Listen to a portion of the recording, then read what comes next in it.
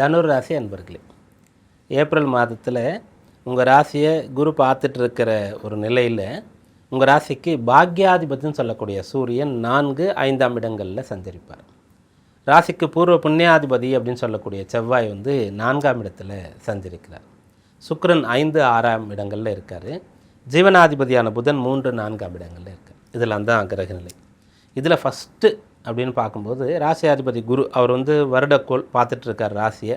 வக்ரகதியில் இருந்தார், வக்ர நிவர்த்தியாகி பார்க்கறதுனால இப்போ கொஞ்சம் நல்ல பலன்கள் உங்களுக்கு கிடைச்சிட்ருக்கு.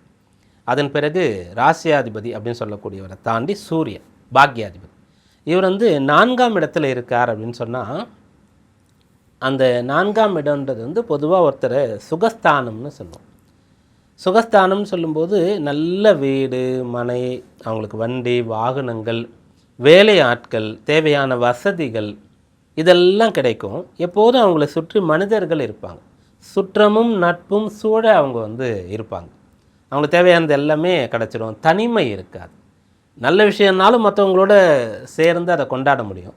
கொஞ்சம் சின்ன சின்ன கஷ்டங்கள் வந்தாலும் உடனே சொல்லி ஆறுதல் அடைகிறதுக்கு நபர்கள் கூட இருப்பாங்க. இதெல்லாம் சுகஸ்தானம்னு சொல்லுவோம். அந்த இடத்துல சனி செவ்வாயுடைய சேர்க்கை ஏற்படுகிறது.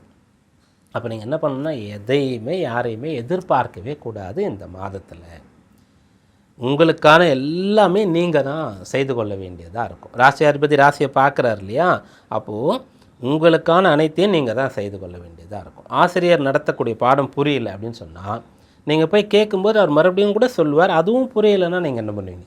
அப்போ நீங்கள் உட்கார்ந்து தனிமையில் நிறைய அதை பற்றியே திரும்ப திரும்ப படித்து யோசித்து சிந்தித்து கொண்டே இருந்தீங்கன்னா அது உங்களுக்கு புரிஞ்சிடும். அப்படி செய்கிற மாதிரி இருக்கும். ஆலோசனைகள் வெளியிலிருந்து கிடைக்காது. நீங்களாக தான் உங்களுடைய ப்ராப்ளம்க்கான சொல்யூஷன் என்ன அப்படின்றத கண்டுபிடிக்கிற மாதிரி இருக்கும்.